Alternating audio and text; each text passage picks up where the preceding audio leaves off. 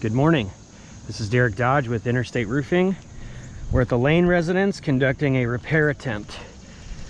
It is 770 Fox Hollow Parkway in Marietta, Georgia. We are on the rear western slope. It is the 13th of August, 2024. This is the first repair that we're going to be doing. So, trying to determine whether or not age and condition of this roof will allow for repairs. What that entails is removing the wind damage shingle. Removing the wind damage shingle, I have to do that by breaking the tar strips, removing the old nails from the two courses above, taking the wind damage shingle out, replacing it with a like and kind quality shingle, fastening that back down to the roof, and then inspecting to see if consequential damage has happened as a result of the repair. So you can see that I have denoted the wind damage shingle as the X. We see the clear creasing across the top and the adhesive tar strip has been broken. I've identified the course of shingle that it belongs to. Also of important note is there is currently no damage to any of the shingles whatsoever. So there's a couple things that I want to do before we start. This is a speed square. We use this in construction to find angles. This is what's called the pivot point. So whenever you're trying to find an angle, you would always have the base there. We're going to just use this as the 0 so that we can look and see what 45 degrees looks like. So now that I've got that up, I'm going to zoom in so you can see the 45. We've got 45 degrees right there. So this is what 45 degrees lifted looks like. So this is the baseline of saying that I will not lift these shingles above this 45 degree angle. It is not necessary for me to do that. I do not need to lift these shingles any more than this. I will lift them lower than this. But I want this to be a baseline so that no one can say later that I lifted the shingles above a 45 degree, because I absolutely did not. I'm also not going to be using a snake.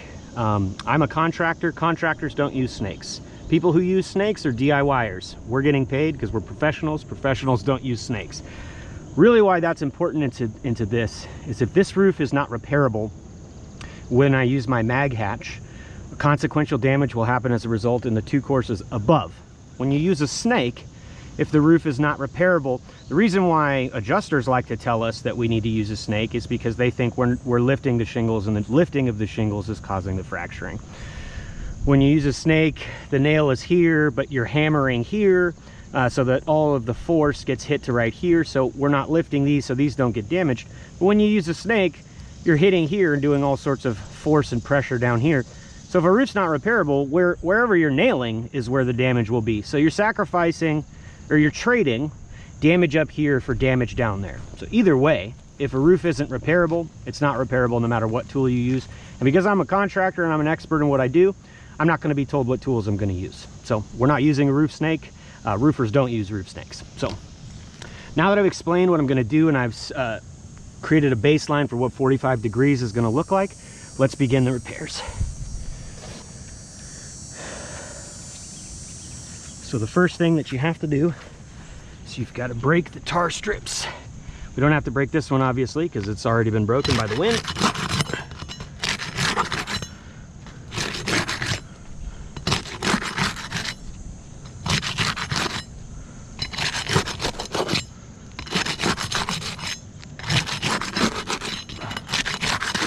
Okay, so now that the tar strips have been broken, we can begin to remove this. There's no nail right there.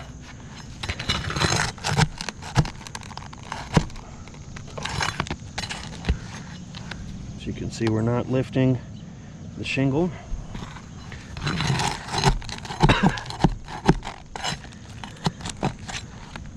Okay.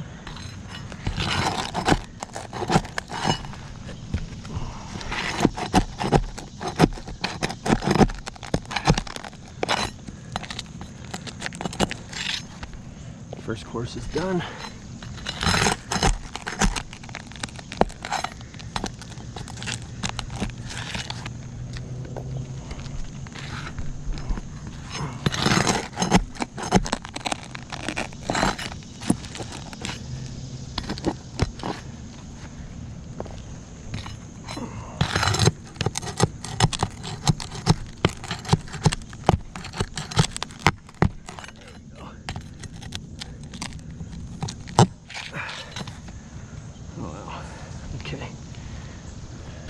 That nail's a little messed up.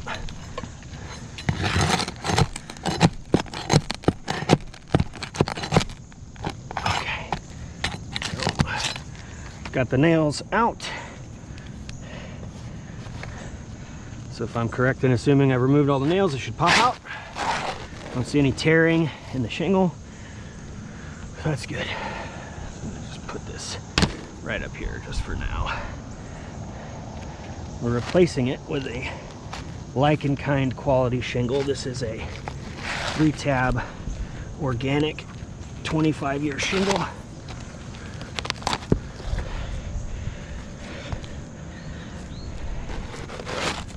Line that back up.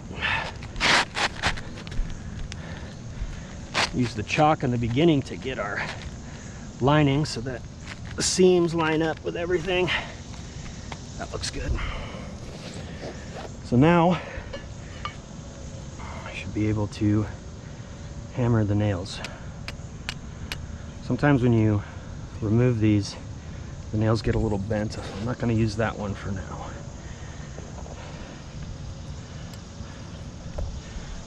Okay. So as we can see from earlier, this is not a 45 degree. I didn't strike the shingle. I was able to put the nail exactly where it needed to be. We're good to go.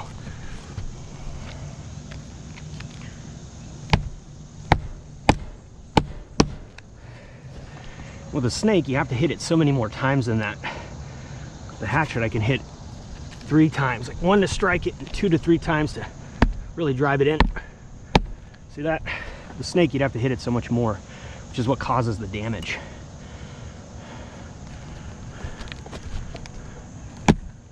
Look at that, same hole.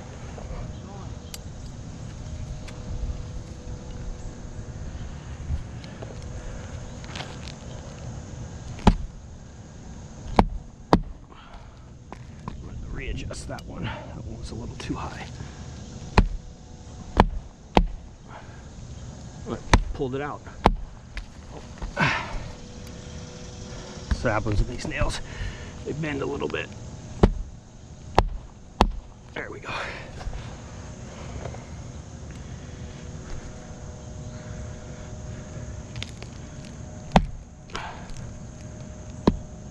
This one's got that bend on it, so I'm gonna just tap it to start it.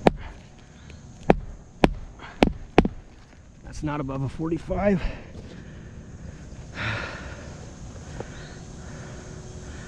This one's going to be a difficult one for sure. I have to set it.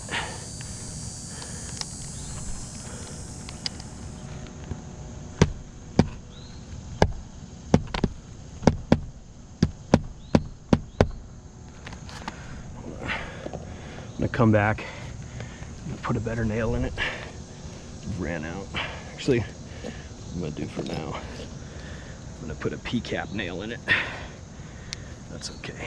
So I'd rather use a straight nail than a bent one. There we go. Okay, so now all the nails are in.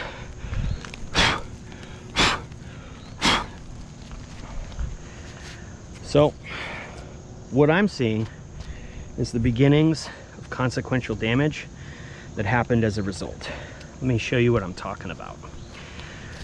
So let's start with a test, a control, if you will. So this is a brand new shingle. I'm gonna lift this. Let's use our pivot. It's our pivot point. Here's 45 degrees, which I didn't lift these shingles any more than that, but that's 45 degrees, okay? Wipe my hand across the top. We don't see granule loss. Let me lift it a little bit higher. We're not seeing creasing that happens. We can do it right here as well. I'm lifting it higher than a 45. We're not seeing creasing because the creasing happens as a byproduct of age and condition. When these get old, they get brittle because they're old and dry. So you can see that it doesn't matter if the roof is new, these can lift higher and not crease. But I can see here, we can see creasing. When I lift, I'm looking for tension. That's the first indicator that the matting is fractured.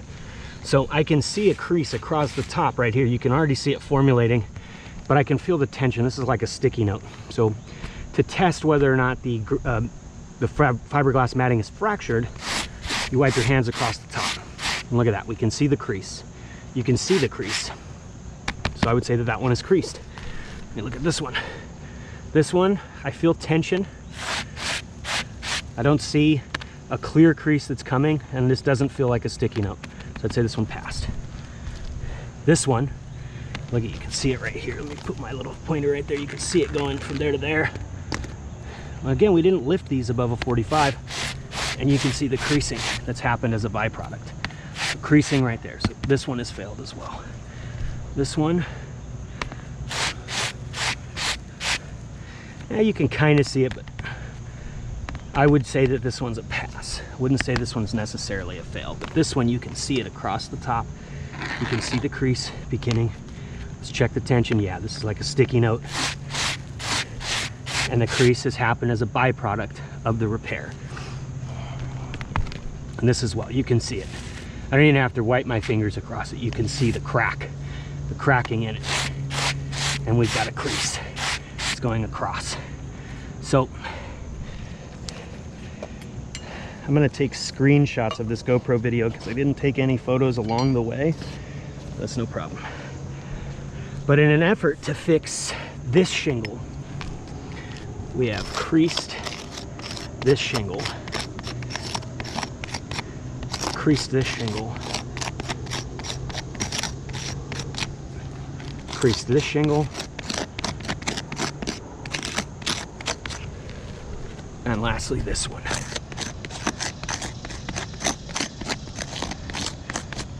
So not due to anything that I did improperly. I took proper care, used proper tools, followed the proper installation process. The age and condition of this roof wouldn't allow for repairs to be done. So as a byproduct of the repair and inspecting it based off of my experience and my opinion, this is a fail, and this slope of the roof is not repairable. We're gonna do another repair on a different slope with a photo report to follow. Now, we are not here trying to get this roof replaced because of age and condition. We're here attempting to repair wind damaged shingles. And these wind damaged shingles were shingles that were acknowledged by State Farm that happened. So in an effort to fix one, we've created essentially 4 more wind damaged shingles. So if we extrapolate that across the whole roof, let's say there's 50 shingles that were damaged, and let's just say it was 3 instead of 4 or 2, then when we repair 50 and we have 2 that are damaged, that would be 100 more. We can't leave the property more damaged than before the storm. So the only way to get the lanes to pre-loss conditions is a full roof replacement. And that is my expert opinion. If you have any questions or comments, my contact information is in the signature of my email that you will be getting. And that will conclude this repair attempt. Thank you so much.